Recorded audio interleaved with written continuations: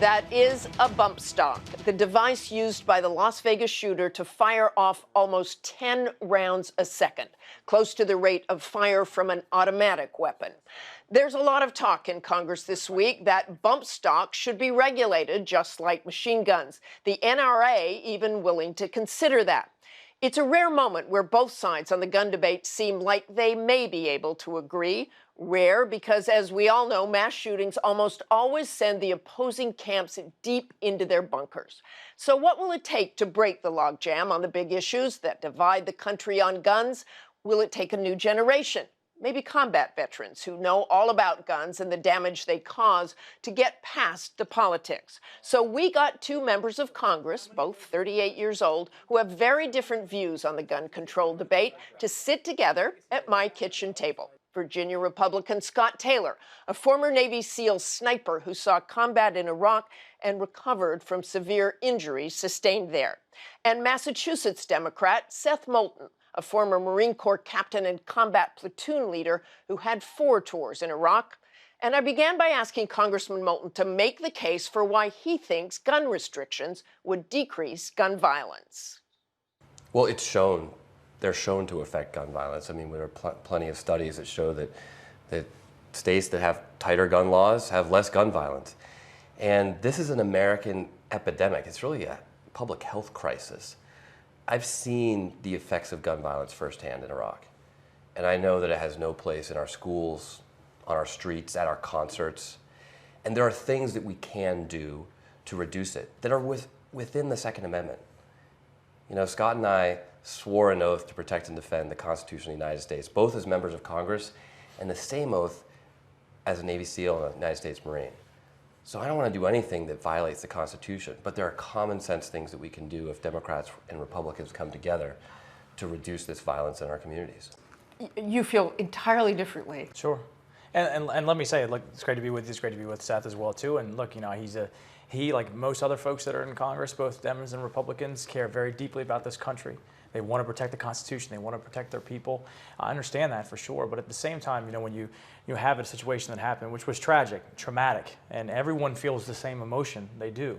But it's up to leaders like us to see clarity through the emotional chaos and to understand that it is a high, very high bar to be able to take some folks' rights away, to try to enact policies that may take their rights away, but not really do anything. So when you look at gun violence in America, and when you look at deaths, when you look at like 30-some thousand gun violence, the overwhelming majority of them are suicides. The overwhelming majority of them use handguns, right? When you look at some of the populations that are more predisposed, I guess, if you will, to gun violence, I mean, so there's domestic disputes, there's young men in certain areas. When you do look at some of the cities, when you look at the numbers of them, the vast majority of gun violence are in a few cities. And they all have tight restrictions on guns. You can't have a gun in D.C., but there's still gun violence. I mean, look, as Justice Scalia has said, you can have restrictions under the Second Amendment, as we do with any amendment to the United States Constitution. It is up and to us. We already restrict. I mean, you want to protect your family's home. Sure. I mean, a great way to protect your family's home, as you know, as a Navy SEAL, would be to have some landmines out in front and have some grenades stockpiled. But we don't allow that in our community. We don't allow those weapons of war here. We don't allow families to own tanks. So we have reasonable restrictions that are perfectly respectful of the Second Amendment. And we know from experience that restrictions like this, that common sense reforms will help. I would love the comment, because you hear reasonable, you hear common sense. Those are all wonderful words that everybody can agree are great, right? That sounds well. The reality is, though, reasonable, common sense. What does that actually mean? Well, and Scott, look, and I would also say, let me finish with that point, though, because I think, again, I'm going to say it. We have to see, you and I have to see clarity in all this emotion, and to say it is a high burden for these constitutional rights that we have, whether it's speech, whether it's freedom of the press, whether it's gun rights as well. It's a very high burden that shouldn't be swayed just by political emotion. Let me talk about that. Let me just say for a second, though, because I think a lot of times opponents of making these reforms talk about political emotion. I mean, I'm sitting here. I'm just trying to do something as a leader, as a representative in Congress of communities that want these reforms. 9 out of 10 Americans want background checks on guns. In fact, 69% of NRA You agree with members that? There want already are background checks. When you're a federally Universal background checks. no, Universal gun background shows. when you're a federally licensed Without loopholes, when you're you a can get around federally it. licensed arm dealer, if you had universal backgrounds, somebody, if they really wanted to, and you very well know this, would be able to get around Scott, something. you can always, if they want to do harm, Scott, they you can do always that. find an exception. But like we don't say that. Yeah, but just, these are the exceptions. we These don't- mass we- shootings no, are no, no. exceptions. We don't say there are exceptions that are unique to America. They're not because- unique to America. Oh, they There- absolutely there- are. there- There is no. There are more of them in America. That's there are true. far more of That's them. true. But And they why are do you more. think that They're- is? Why do they're you not think that is? unique. Let's stop there for a second. Why do you think that is? Why do you think there are far more mass So shootings in let's America? talk about that. Some guy just in France killed 84 people. How with many a- mass with a- with shootings a- has with a France car. had? How many mass shootings But has that's France not had the in point, last Seth. year? The point is it is No, it not is the unique. point. The point is it is is the unique. point. The point is it's not unique to America. It's not unique to America. Yes, there are more. There's no question about that. I understand that. But the reality is, like I said, I'm not willing to impede on someone's rights just because of emotional rhetoric. And other thing is, when you look at evidence-based studies, you mentioned studies, the things that are proposed, like the background checks, like the assault ban, I know that you were supporting that, they don't necessarily help reduce gun violence. Actually, background checks have been unequivocally shown to reduce. But gun you violence. already, Let's if talk you're a about mass federally shootings licensed, They have for a it. second. if you're a And that's federally why- licensed arm dealer, you have to have a background check anyway. But- I get a but background Scott- check. You get a but background Scott, check. Almost 50% of gun sales do not happen through federally licensed dealers. So I mean, look, just How many of because- those were used in mass shootings? Do you think that? How many of those were used in mass shootings? Do you Because this think that guy our- went through in a our background job- check. In Vegas, he Oh, went through listen, we background can checks. always find an example of Yeah, where but you certain say that. mass But shooting. I'm shooting looking was for. stopped. You Listen, mentioned one thing. You said we 9 want to out get of things 10 done. Americans support You this. said we want to 9 get out of things 10. done. I want to get 9 out things of done 10. too. So 9 let's out look of 10 at Virginians. 9 out of 10 people in That's not true. Massachusetts. That is not true. 9 out of 10 That's not true. Americans want us to do this. Why are we When so you- afraid to when- have a when- conversation? So That's I'm what not afraid trying to have a do. conversation. I'm here having a conversation. I'm not willing to impede on people's rights based upon your political desires. I'm just not. I want to go back and you watched this horrible event this week, just horrible Sure. event. Is there anything you thought that we should do differently as a nation? That's a great question. So when you let's look at this instance, because like I said, there's a lot of rhetoric out there. You got to do background checks and all these things. Well, this guy went through background checks. And his brother didn't know anything wrong with him. We didn't. Look, I'm still struggling with that profile as well too. I don't understand. I think there's probably some other information that's going to come out. But the reality is, when you look at some of the things that have been proposed on the other side of people who want gun control, none of them would have done anything about this issue. Now, I'm not saying we shouldn't do something. I'm saying when we look at gun violence in America and when you look at the populations that are more affected by it than other ones, I think there are some things that we can work together on doing. But simple, just saying we're gonna gun control without confiscating them, because if you want to confiscate them, yeah, maybe we could do it then. But then you probably have civil war. How about fully automatic weapons? Should those be legal without those restrictions? That's a great question. I watched the video and I listened to that rate of fire, and I'm sure that you did as well too, and you probably heard the same thing that I did. It was faster than semi-automatic. It was not as fast as fully automatic. It wasn't a sustained thing in fully automatic, but it was fast. The rate of fire was fast. And I hadn't even heard of bump stocks, and then I did some research on it. I think that should be reevaluated. I think that they should look at that again and figure out if, in fact, it should meet the same burden of a fully automatic, because, of course, it is faster than semi-automatic. How do you draw the line? I mean, semi-automatic, you can fire pretty quickly and do a lot of damage too. Why do people need those weapons? I don't feel like a semi-automatic weapon rises to that level of an automatic weapon. I said I do believe when you look at this bump stock, and I think that ATF should reevaluate them. Martha, first of all, let me just say that Scott and I don't agree on all the details here. We both support the Second Amendment. Sure. We obviously disagree on exactly how gun reform should be carried out. But I respect the fact that you're willing to have the conversation. And this is the kind of conversation that we should be having. Democrats and Republicans across the aisle doing our job as representatives of Congress, representing the people in America. And when the American people are saying we need to do something about these mass shootings, we should be having conversations like this.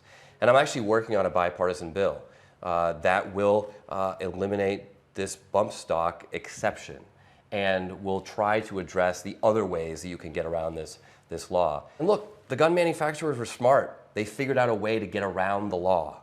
It's the job of Congress to then step in and say, that was not our intent. We did not want to provide this loophole in the law, so we should fix it. We've had conversations about the Fort Hood shooting. We've had conversations about Newtown. We've had conversations about the Navy Yard shooting over the years. Mm-hmm. Nothing has really changed. So why do you think this will resonate now? You know, I don't know how many innocent Americans need to die in mass shootings like this before we're willing to simply have these discussions. I'm sitting down with Republicans in the House of Representatives working on legislation because of this mass shooting. The sad thing is that if we don't get anything done this time, we all know there will be another one. And someday we'll have the courage to do something that's respectful of the Second Amendment, that respects the fact that we're a society that people like to hunt and people have the right to own guns, but not weapons of war. We have ways that we can reduce this violence. We're not going to eliminate it. You're right, Scott. There's no silver bullet that's going to eliminate all of these things. I mean, look, you live in Virginia. Virginia outlaws homicides and rapes, right? That doesn't mean that people don't get around the law and still figure out how to kill people. So I'm not going to pass a law that's going to stop that. Well, but you're also not going to repeal that law, right? And say that we shouldn't have any restrictions. I mean, there are common sense reforms, there are common sense laws that we can pass that are respectful of gun rights that still will reduce this public health crisis in America. I hear reasonable, I hear common sense. That sounds great. Sounds great. But at the same time, like, what are they? What are they that actually, backed by evidence, do something? And I have not seen that. And I know that you support the Second Amendment. We disagree on how much we both support it or where it is. That's fine. You know, reasonable people can disagree, of course. But the Second Amendment is not just for hunting. And you know, you hear that a lot. Oh, it's for hunting. That's not for hunting. And I get how weapons have changed over time, but the Second Amendment was put in place to be able to overthrow tyranny, and with weapons of war at the time. Now, look, I don't disagree that people shouldn't have tanks and stuff like that, but let's not misunderstand history. I mean, that's why it's there. So I think there are people who feel very, very strongly about that, very strongly. And same on your side as well too. And look, and I applaud you for reaching across the aisle and trying to figure out ways that are reasonable, you know, that aren't what I've heard in some of the emotional, not you, but emotional other folks with your party that have come out and said things that I don't find reasonable. I find they take people's rights away. Scott, do you think that restricting these modifications like bump stocks and other things that turn semi-automatic weapons into automatic weapons that we've outlawed before, I mean, do you think that's reasonable? I think that I think, yes, so you could create a law that says, okay, you can't modify your semi-automatic to automatic, which is already illegal, right? But you know, as well as I do, that it's not that hard to figure out. If you want to figure it out and you're a little bit crafty, you can do it. You know that. And so if you just create a law, you're already outside of the law if you're doing it. Well, I do, but the reality is that these bump stocks are available for sale. I mean, we don't know if this shooter had the skills had you ever heard to modify of him before?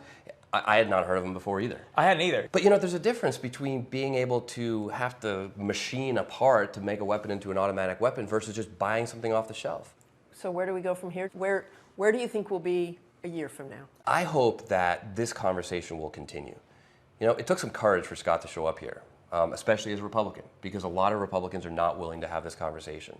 And I'm willing to sit down as a Democrat and be reasonable. But these are the conversations that we should be having in Congress to protect the American people. And let's not say that just because people are emotional. I mean, my gosh, I'm kind of emotional.